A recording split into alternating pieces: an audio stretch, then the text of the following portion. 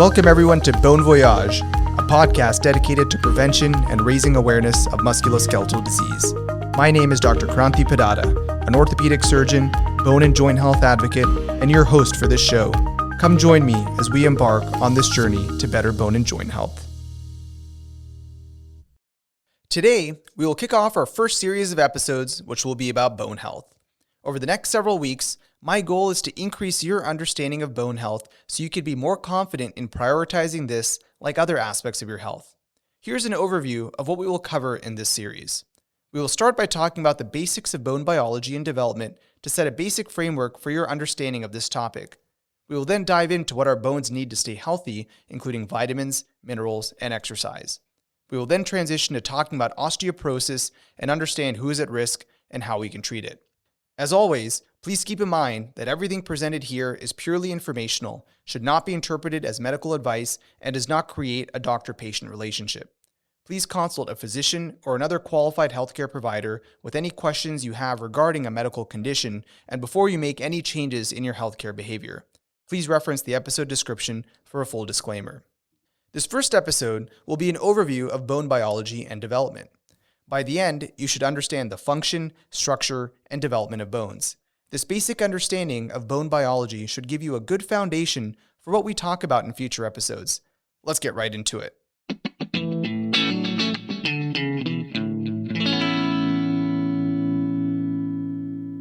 It's astounding to think how many functions bones serve in our body. I can think of at least 5. The first is probably what most people think of, which is structural support. Your skeleton is a lot like the internal framework of a house, providing rigid support so it doesn't collapse under its own weight. The second function is that bones enable movement. Bones are arranged in the form of joints so they can move relative to each other. Movement at the hip and knee allow us to walk, and movement at the shoulder, elbow, and wrist allow us to lift and carry objects. The third function is that bones protect vital organs in our body. Because of their strength and toughness, bones are very suited to this role. For example, our rib cage protects our heart and lungs, our skull protects our brain, and our pelvic bones protect our bladder. The fourth function is that bones produce the numerous cells found in our blood. Red blood cells, which help carry oxygen throughout our body, white blood cells, which help us fight infection, and platelets, which help stop bleeding, all are produced inside our bone marrow. The fifth function, which is especially relevant to our discussion of bone health, is that bones are a reservoir of important minerals in our body, namely calcium and phosphorus. If we have a deficiency of calcium and phosphorus, whether this is from inadequate dietary intake or due to a disease, our reserve of calcium and phosphorus in bones gets mobilized to supply our body. Think of our bones like a bank and calcium and phosphorus as our body's currency. Just like how spending more money than you earn may require you to take money out of your savings, not having enough calcium and phosphorus to meet your body's needs forces your body to withdraw from its savings of calcium and phosphorus stored in bones. Calcium and phosphorus are critical for the proper functioning of multiple organ systems in our body, such as our heart, nerves, and muscles. They also play an important role in the structure of bones. At a microscopic level, bones are composed of minerals bound to protein. The minerals are calcium and phosphorus, and the protein is collagen. Think about the mineral component being extremely strong yet brittle like a concrete block. It's incredibly difficult to break, but when it does break with sufficient force, it happens suddenly. On the other hand, think about the protein component being like a rope. It's flexible and changes shape when force is applied. Because bone is composed of mineral mixed with protein, its properties are a combination of the two. It's incredibly strong like a concrete block, requiring a lot of force to break, but also has some flexibility so it can bend at a microscopic level to help it better absorb the energy from impact without suddenly breaking. At a macroscopic level, you can think of the bones in our arms and legs simplistically as tubes. The outer shell of the tube is the strongest part and makes up about 75% of the mass of bone. This outer shell is called cortical bone. The inside of the tube is comprised of a matrix of bony interconnections that looks like a sponge. The spongy interior is called trabecular bone and is much less dense than the outer shell, making up only about 25% of the mass of bone. Within the pores of the spongy matrix resides the bone marrow, which is where many of our blood cells are produced, as we discussed earlier. Because much of the volume of our arm and leg bones is comprised of low-density trabecular bone, bones are light, so it doesn't feel like we're carrying heavy iron rods everywhere we go. But because the cortical exterior of bones is so dense, the overall strength of bone is not compromised by its vast spongy interior. Now that you hopefully understand the function and structure of bones, let's transition to talking about bone development and growth. The two phases that guide bone development are called modeling and remodeling. Modeling is the predominant phase in childhood and adolescence. During modeling, our bones grow in length and mass and become stronger to support our increasing stature and weight. This is the only time in our life when we can actually increase the mass of our bones. In fact, we reach our peak bone mass by our mid to late 20s. This is something most people do not appreciate and is very consequential.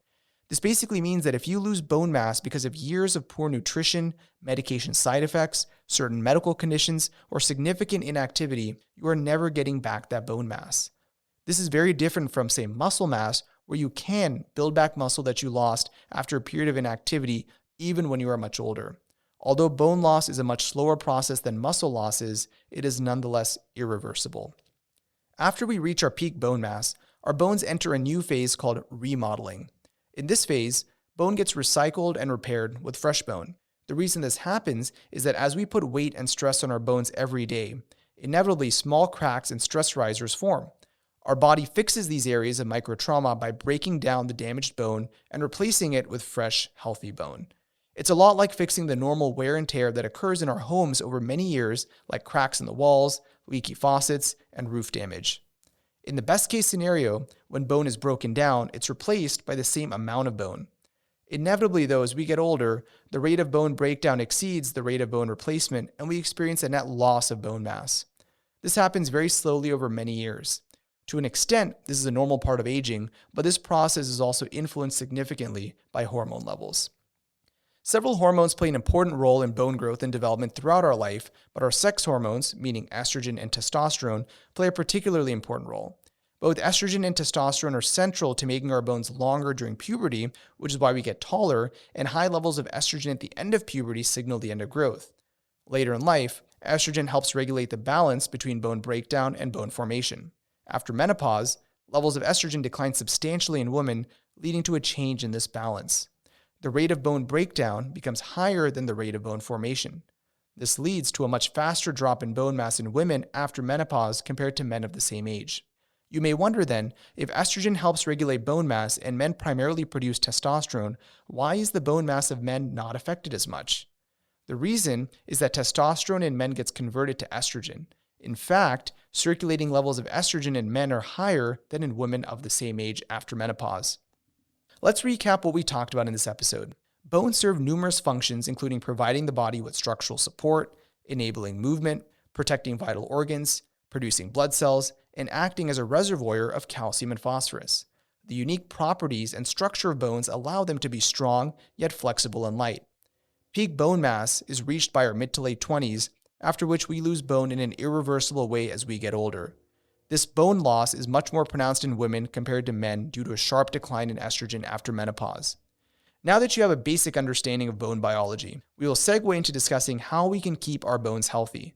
In the next episode, we will talk about the importance of calcium for bones. I wish bon voyage to all of you on your journey to better bone and joint health. See you next time. Thank you for tuning in to this episode of Bon Voyage, your journey to better bone and joint health. Please join us on Wednesdays for new episodes. If there are certain topics you would like to listen to, or if you have feedback for the show, please email us at bonvoyagehealth@gmail.com. If you enjoy listening, please follow and subscribe to our podcast. Thank you for all your support.